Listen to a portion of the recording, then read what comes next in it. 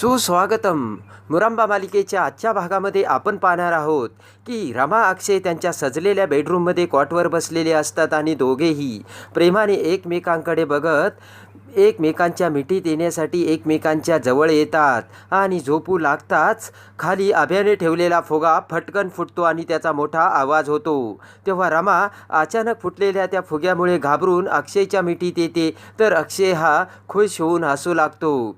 त्यानंतर अक्षय हा रमाला म्हणतो की रमा कंटिन्यू, आणि पुन्हा आता अक्षय हा रमाच्या अगदी जवळ जाऊ लागताच घड्याळाचा अलार्म वाजतो. तेव्हा रमा म्हणते की हे सर्व काय आहे, तर अक्षय म्हणतो की हे सर्व बाहेरचे आहेत ना, त्यांनी हे केलंय.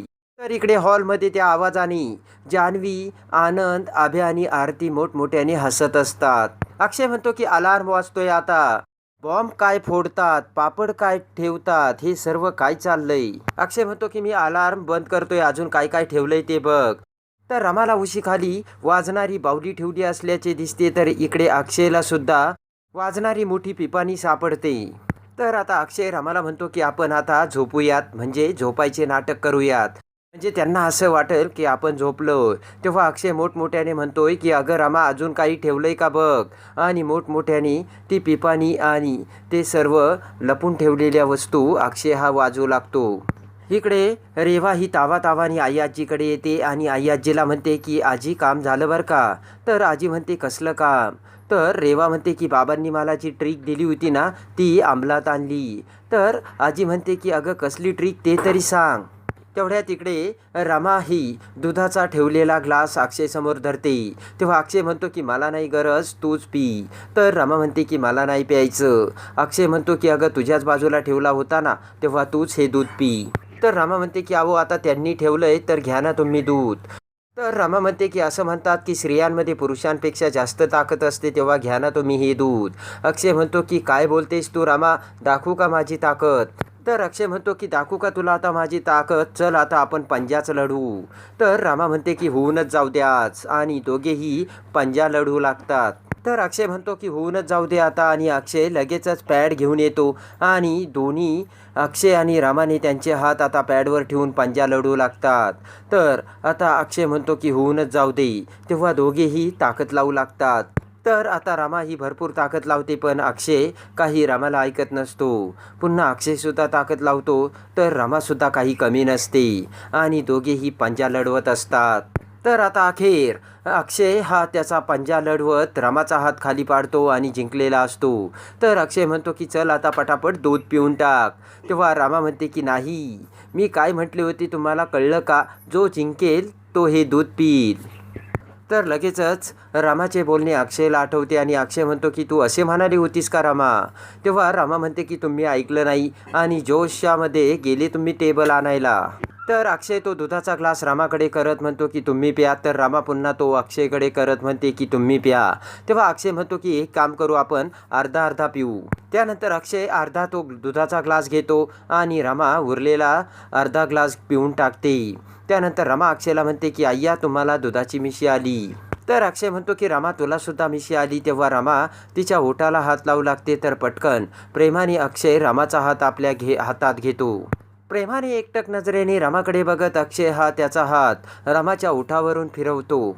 तर रमा अक्षयकडे बघत म्हणते की मी तुम्हाला एक प्रश्न विचारू का. अक्षय म्हणतो की प्रश्न, आणि आत्ता बरं विचार. तेव्हा रमा म्हणते की मी तुम्हाला छोटंसंच गिफ्ट दिलंय, मला तुम्हाला असं काहीतरी गिफ्ट द्यायचं होतं की जे तुम्हाला तुमच्या बायकोकडून हवंय. रमा म्हणते की तेव्हा खरं सांगा ना, माझ्याकडून तुम्हाला काय हवंय. तर अक्षय म्हणतो की खरं सांगू का, मी मागेल ते देशील का तू रमा. तर अक्षय म्हणतो की बघ बरं का रमा, मला मागेल ते देशील ना तू. तर रमा म्हणते काय. तेव्हा अक्षय म्हणतो की म्हणजे तू आणि मी यावर्षी पुढाकार घेऊन गणपती बसवायचा का. तर हसतच रमा म्हणते की हो.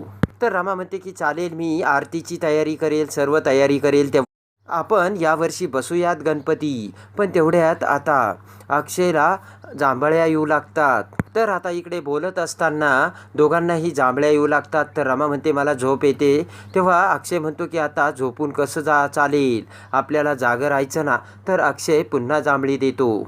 इकडे रेवाने केलेली ट्रिक ही ती आई आजीला सांगते. तेव्हा हसतच आई आजी म्हणते की बरोबर, मला वाटलंच ही अशी आयडिया फक्त शशिकांतच्या डोक्यातच येऊ शकते. तर रेवा म्हणते की खरं आहे आई आजी. तर रेवा म्हणते की बाबांना सांगते आणि रेवा पुन्हा त्या इन्स्पेक्टरला फोन लावते आणि म्हणते की शशिकांत मुकादमांना फोन द्या ना प्लीज. तेव्हा तो पोलीस म्हणतो की तुम्ही एकदाचं काय ते बोलून घ्या ना. तर रेवा म्हणते की प्लीज. तेव्हा तो पोलीस म्हणतो ठीक आहे आणि तो शशिकांतकडे फोन देतो. तर तो पोलीस शशिकांतला फोन देताच रेवा म्हणते की बाबा, तुम्ही दिलेली आयडिया मी फत्ते करून दाखवली आणि त्यांच्या दुधामध्ये मी झोपेच्या गोळ्या टाकल्या. तेव्हा शशिकांत रेवाला शाबासकी देतो आणि म्हणतो की असेच आपल्याला प्लान सक्सेसफुल करायचे रेवा. तर रेवा म्हणते की बाबा, आयडिया तुमची होती तेव्हा आता ना बजेगा बास आणि ना बजेगी बासुरी. तर इकडे तो पोलीस शशिकांतला म्हणतो की मुकादम साहेब, झालं का बोलणं? अहो माझी नोकरी जाईल, किती वेळ फोनवर बोलता. त्यानंतर फोन ठेवत रेवा आई आजीला म्हणते की काही झालं ना तरी मी रमा आणि अक्षयला एकत्र येऊ देणार नाही, हे मी तुम्हाला प्रॉमिस करते. तेव्हा आई आजी खुश झालेली असते. तर इकडे शशिकांत त्या पोलिसाला फोन देऊ लागतो. तेव्हा तो पोलीस म्हणतो की काय या माणसाची कटकट आहे. तर शशिकांत म्हणतो की मी बाहेर पडलो ना, तू डायरेक्ट इन्स्पेक्टर होशील, तू काही काळजी करू नकोस. तर इकडे आभ्या, आनंद सर्वजण हॉलमध्ये बसलेले असताना आभ्या म्हणतो की आता अक्षयच्या खोलीतून तर काहीच आवाज येत नाहीये. तेव्हा आनंद म्हणतो की अक्षयने चांगलंच मनावर घेतलेलं दिसतंय. तेव्हा आभ्या म्हणतो की म्हणजे. तेव्हा आनंद म्हणतो की वर्क हार्ड इन सायलन्स. तर सर्वजण हसू लागतात. आरती म्हणते की चला, मला वाटतंय की आता आपण सुद्धा झोपायला जाऊयात, त्यांना त्यांचा वेळ घालवूयात.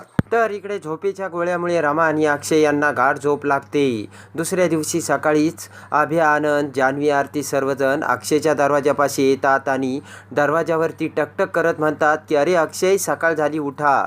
तर रमा आणि अक्षय उठून बसतात. तर जान्हवी मोठ्याने ओरडत म्हणते की गुड मॉर्निंग. तर दरवाजा उघडून रमा आणि अक्षय बाहेर येतात. तेव्हा रमा म्हणते की उशीर झालाय वाटतं. तर आभ्या म्हणतो की उशीर झाला म्हणजे रात्री खूप जागृत झाली असेल. आभ्या म्हणतो की अरे अक्षय, काल क्रिकेटची मॅच होती, तू विसरला की काय? तर अक्षय म्हणतो की कोणती मॅच, खरंच की काय? तर आरती म्हणते की भाऊजी ते तुमची घेतायत. तेव्हा अक्षय म्हणतो की अरे आभ्या, काहीही काय चेष्टा करतो यार. तर हसतच जान्हवी म्हणते की काय गं हे रमा, झाली का तुझी झोप? तेव्हा रमा म्हणते की अहो खूप झोप झाली, सकाळपर्यंत जागच नाही आली. तर आनंद म्हणतो की अरे आभ्या आणि आनंद दादा, तुमचं काय तुम्ही करून ठेवलंय? ते बाहुली काय, ती पिपाणी काय, ती फुसफुस वाजणारी खेळणी काय? तर आभ्या आणि आनंद हसू लागतात. तर आभ्या म्हणतो की मग कसा वाटला बॉम्ब? तर हसतच अक्षय म्हणतो की खरंच बॉम्ब मस्त होता. रामा एवढी घाबरली की पटकन तिने मला मिठी मारली. तर आभ्या आणि आनंद सर्वजण हसू लागतात. तेव्हा रामा आणि अक्षय म्हणतात की पण त्यानंतर आम्ही झोपलो. तर सर्वजण अवाक होऊन त्यांच्याकडे बघू लागतात. तर रामा म्हणते की अहो खरंच त्यानंतर आम्हाला खूप झोप आली आणि झोपलो. रामा म्हणते की तुमचं ते सर्व आम्ही गोळा केलं, त्यातच वेळ गेला आणि त्यानंतर दूध पिण्यासाठी पुन्हा आम्ही भांडलो आणि मग दूध पिलो आणि लगेच झोपलो. तर आभ्या म्हणतो की म्हणजे तुम्ही काहीच केलं नाही? तर अक्षय म्हणतो की काहीच घडलं नाही. तर हसतच जान्हवी म्हणते की अक्षय खरंच सांग, मजा आली की नाही?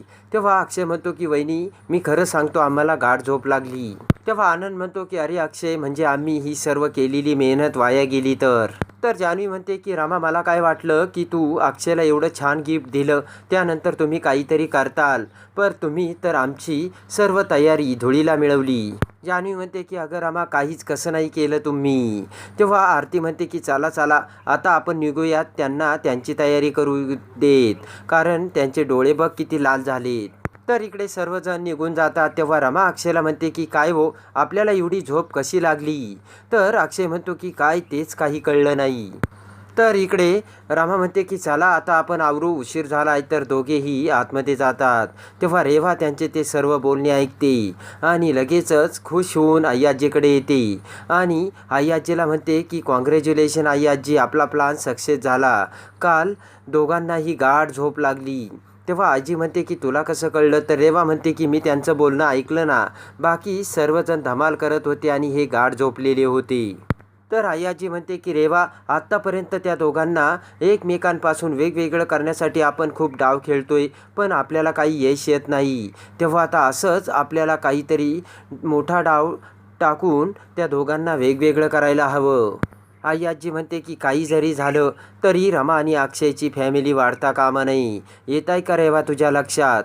तेव्हा रेवा म्हणते की येणाऱ्या वादळाला कोणीच थांबू शकत नाही. रेवा म्हणते की त्या रमाने माझी जागा घेतली ना, तेव्हा मी काहीही करून माझी जागा पुन्हा मिळवणारच. आई आजी म्हणते की रेवा पण जरा जपून, काहीही गडबड व्हायला नको बरं का. तर रेवा म्हणते की येस कॅप्टन. तेव्हा आई आजी खुश होत म्हणते की रेवा आता आपल्याला असं काहीतरी करावं लागेल, अक्षयचा रामामधला इंटरेस्टच संपून जायला पाहिजे. रेवा म्हणते की आई आजी तुम्ही काही काळजी करू नका, मी बघा आता काय करते. तर आता इकडे अक्षय हा रमाला गाडी शिकवण्यासाठी कारमध्ये बसवतो. तर आता रमा ही स्टिअरिंगवर बसलेली असते आणि आता अक्षय रमाला सर्व इन्स्ट्रक्शन सांगतो. तर रमा म्हणते की आता क्लच दाबून गेअर टाकायचा. तर तेवढ्यात कारमध्ये एक भला मोठा नाग शिरलेला असतो आणि रमाचा हात त्या नागावरती जातो. तेव्हा रमा म्हणते की तुमचा हात एवढा जाड का? तर अक्षय म्हणतो की माझा हात इकडे आहे. तेव्हा रमा खाली बघते तर तिचा हात मोठ्या सापाला तिने धरलेले असते. तेव्हा त्या नागाला बघून रमा ही घाबरत मोठ्याने ओरडते. तर अक्षयसुद्धा खूप घाबरलेला असतो आणि म्हणतो हा तर नाग आहे आणि गाडीमध्ये कसा आला. तर आता अक्षय त्या नागापासून रमाला कसे वाचवणार हे बघण्यासाठी आणि मुरंबा मालिकेच्या डेली अपडेटसाठी आपल्या चॅनलला लाईक करा, सबस्क्राईब करा.